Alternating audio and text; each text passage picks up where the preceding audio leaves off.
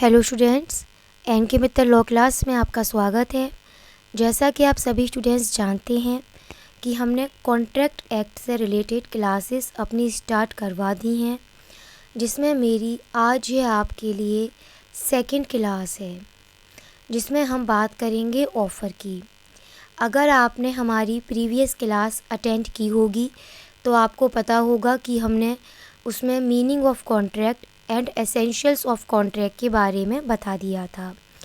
आज हम बात करेंगे ऑफ़र के बारे में, जिसको रिलेट करता है सेक्शन 2 सबसेक्शन ए। जैसा कि आप जानते ही हैं कि मैंने आपको पहले भी बताया था कि किसी भी एग्रीमेंट को वैलिड कॉन्ट्रैक्ट में जाने के लिए सेक्शन 10 के रिक्वायरमेंट्स फुलफ़िल होने बहुत ज़रूरी हैं। इसी के साथ में आपको हमने यह भी बताया था कि किसी भी एग्रीमेंट में हमेशा से ही दो पार्टीज़ होनी बहुत ज़रूरी हैं। जैसे कि ए अगर बी से कहता है कि वह अपनी कार उसे बेचना चाहता है 10 लाख रुपए में, तो यहाँ पर ए कौन है? ऑफरर। और बी कौन हो गया? ऑफरी। ये ऑफरर क्यों कहलाया? मेरा मेन मकसद ही क्या था इस पार्ट को बताने का। यहाँ पर ये ए ऑफरर क्यों कहलाया? क्योंकि उसने ऑफ़र बनाया है बी के लिए। तो आज हम इसी ऑफ़र को जानेंगे और इससे रिगार्डिंग जो भी इसके मेन एसेंशियल्स होंगे, हम उन सभी के बारे में भी आज यहाँ पर जानेंगे। तो सबसे पहले हम बात करेंगे ऑफ़र की। ध्यान रखिएगा, हम ऑफ़र को प्रपोज़ल और ऑफ़र दोनों कहकर चलते हैं, इनमें कोई डिफरेंस नहीं है। अब हम बात करते हैं, सबसे पहले इसे डिफ़ाइन कहाँ पर करा गया है। इसे कॉन्ट्रैक्ट एक्ट के सेक्शन 2 सबसेक्शन ए में डिफ़ाइन किया गया है। क्या डेफिनेशन है इसकी? When one person signifies to another his willingness to do or to abstain from doing anything with a view to obtaining the assent of that other to such act or abstain, he is said to make a proposal। अब इस definition को मैं तुम्हें बहुत clarify bye simple example से समझाती हूँ, समझना।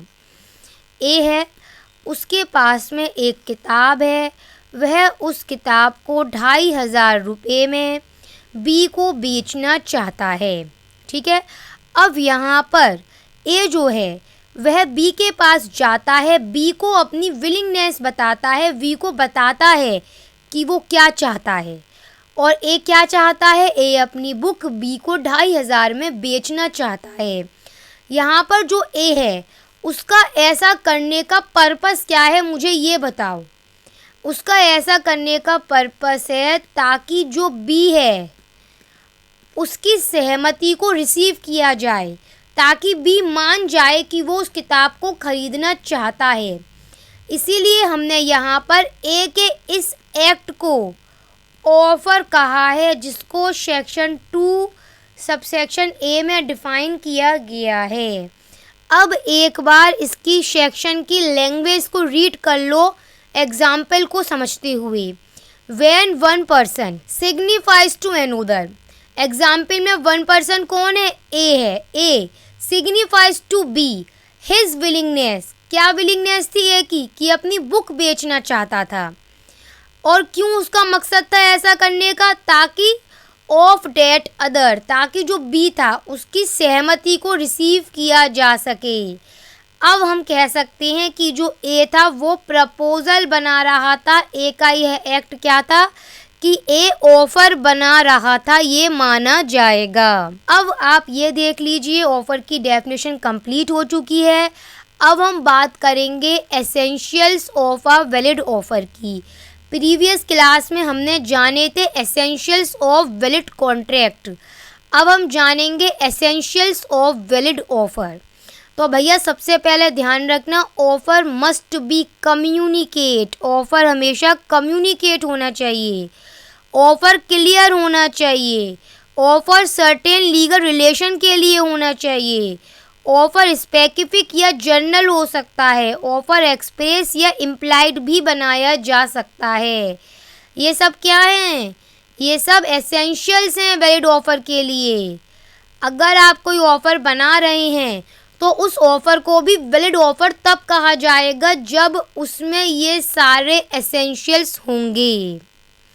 पहला एसेंशियल क्या कहलाता है? Offer must be communicate. Communicate का मतलब क्या है? यहाँ पर कम्युनिकेट मतलब कम्युनिकेशन। कम्युनिकेट मतलब बहुत सिंपल समझाती हूँ, कम्युनिकेट मतलब नॉलेज। भैया जो व्यक्ति ऑफ़र बना रहा है, जिसके लिए ऑफ़र बनाया जा रहा है, उनकी नॉलेज में उनके संग कम्युनिकेट होना बहुत ज़रूरी है। फॉर एग्ज़ाम्पल सिंपल समझाती हूँ, समझना। ए है, वो अपनी कार 10 लाख रुपए में बी को बेचना चाहता है। ए अपनी कार बी को 10 लाख में बेचना चाहता है, तो भाई ज़रूरी यह होगा कि ऑफ़र मस्ट बी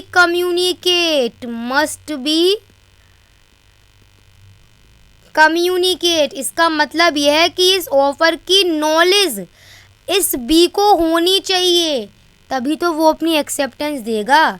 अगर ये मानो बी को ऑफ़र की नॉलेज ही नहीं होती है तो क्या बी अपनी एक्सेप्टेंस दे सकेगा? नहीं दे सकेगा। इसलिए ही बताया गया है कि offer must be communicate. Offer हमेशा से कम्युनिकेट होना बहुत ज़रूरी है। आई थिंक आपको कम्युनिकेट का मीनिंग क्लियर हो चुका है। लीडिंग केस अच्छा बताया है हमने। लीडिंग केस एक ही बनता है इसमें, लालमन शुक्ला वर्सेस गौरी दत्त। क्या था लीडिंग केस वो समझ लो, केस के फैक्ट्स मैं समझाती हूँ। यहाँ पर मैंने लिख कर भी रखा है ये लोग कौन थे। लालमन शुक्ला सर्वेंट है, गौरी दत्त मास्टर है। अब इसके आगे समझो केस में क्या था। जो यहाँ पर गौरी दत्त था, जो मास्टर था, उसका एक भतीजा था, एक नेव्यू था, उसका वो भतीजा खो गया। अब जनरली उसका वो सर्वेंट था लालमन, तो गौरी दत्त ने कहा लालमन से, लालमन सर्वेंट था, सर्वेंट तुम जाओ और जाकर हमारे नेव्यू को ढूंढ के लाओ। जनरली कह देते हैं, उसने कह दिया। जब ये चला गया, सर्वेंट जब चला गया, उसके बाद में गौरी दत्त ने एक एडवर्टाइज बनाया। गौरी दत्त ने एक ऑफ़र बनाया, जनरल ऑफ़र, कि जो कोई भी उसके नेव्यू को ढूंढ कर लाएगा वह उसको रिवॉर्ड देगा। ठीक है, अब एक बात समझ लो ध्यान से फैक्ट्स। सर्वेंट को यह नेव्यू मिल गया और सर्वेंट ने घर ले जाकर उस नेव्यू को वापस लौटा दिया, रिटर्न कर दिया, वापस लौटा दिया गौरी दत्त को। उसके बाद में इसे पता चली कि कोई ऐसा रिवॉर्ड था। अब भाई हमने अभी शुरू में भी क्या कही थी, offer must be communicate. Offer communicate होना चाहिए। ऑफ़र क्या होना चाहिए? ऑफ़र कम्युनिकेट होना चाहिए। उस तक पहुंचना भी तो चाहिए जिसके लिए ऑफ़र बनाया गया है, जो एक्सेप्टेंस दे रहा है उसके पास में ऑफ़र पहुंचना भी चाहिए। पर क्या इस केस में ऐसा हो रहा था? नहीं, इस केस में ऐसा नहीं हुआ था। यहाँ पर जो सर्वेंट था लालमन शुक्ला, यहाँ पे जो ये लालमन शुक्ला था, इसकी जानकारी में वो ऑफ़र पहुंचा ही नहीं। इसकी जानकारी में वह ऑफ़र पहुंचा ही नहीं था। इस तक वह ऑफ़र कम्युनिकेट ही नहीं हुआ, तो इसका मतलब इसे कोई रिवॉर्ड भी यहाँ पर नहीं मिलेगा। क्यों? क्योंकि सबसे बेसिक रूल है ऑफ़र का एक ही है, ये ध्यान रखना है हमें, offer must be communicate. Offer को कम्युनिकेट होना बहुत ज़रूरी है। Second essential, offer must be clear. Offer must be clear, not uncertain.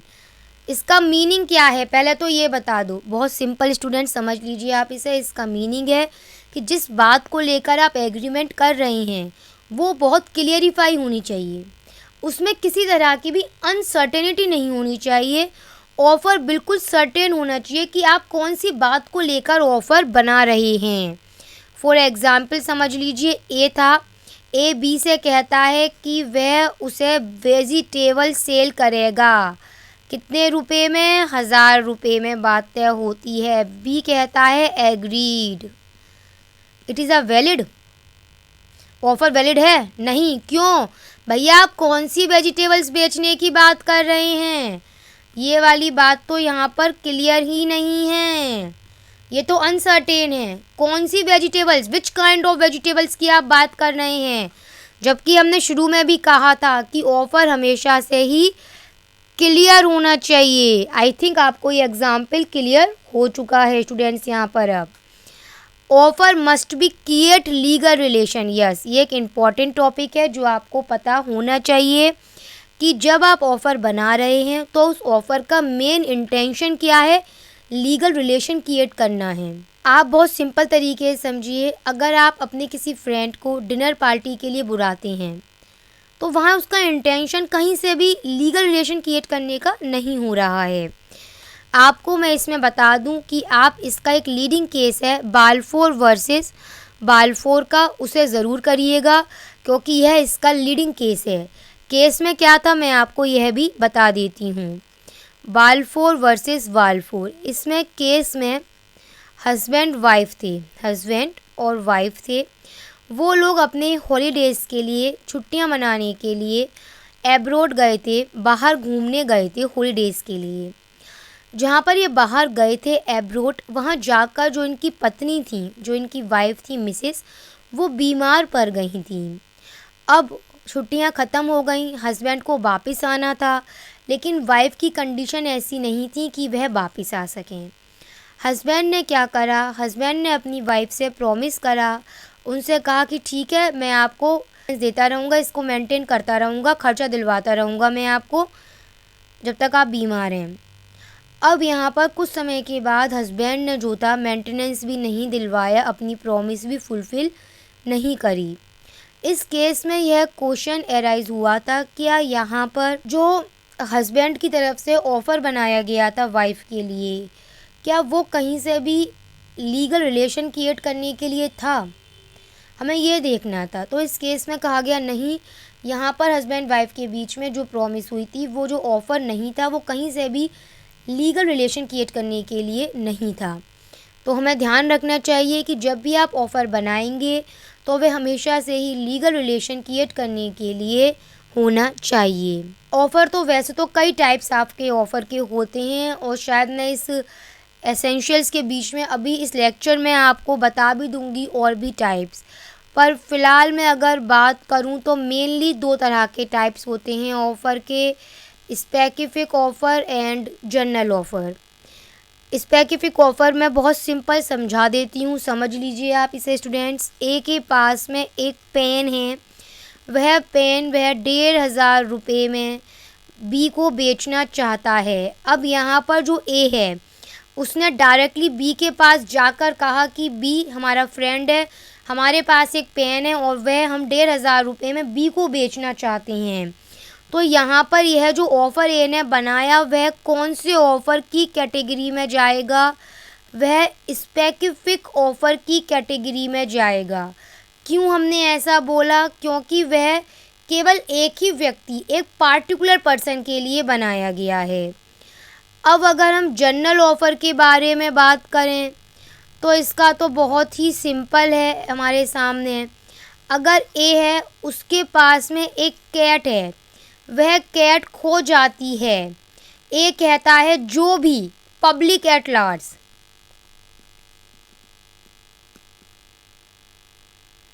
क्या कहता है ए, जो भी पब्लिक में से कोई भी अगर इसको ढूंढ के लिए आएगा, हमारी जो कैट खो गई है, तो हम उसको रिवॉर्ड देंगे।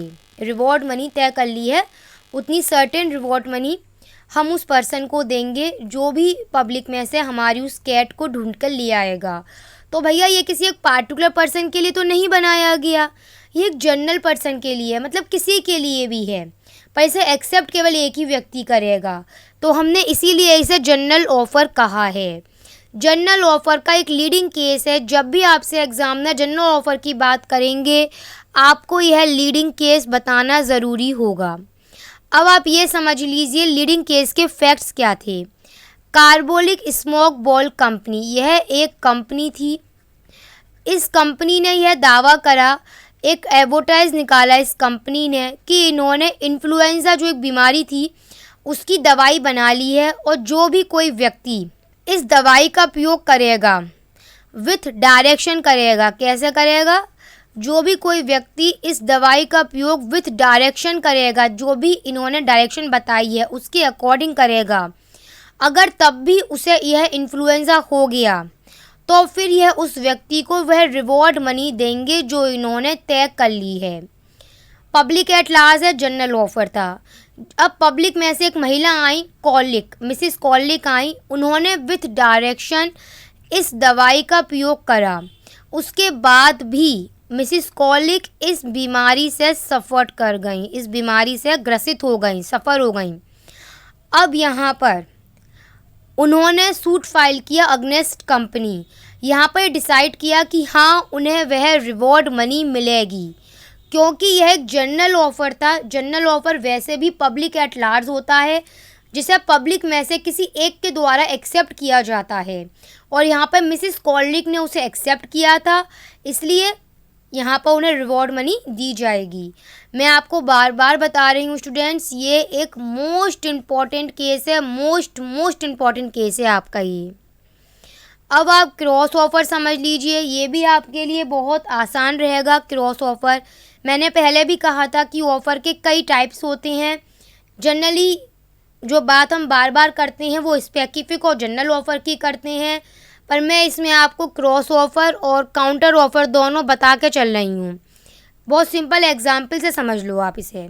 ए के पास में एक मोटरसाइकिल है। क्या है? ए के पास में एक मोटरसाइकिल है और वह बी को मोटरसाइकिल 25,000 में बेचना चाहता है।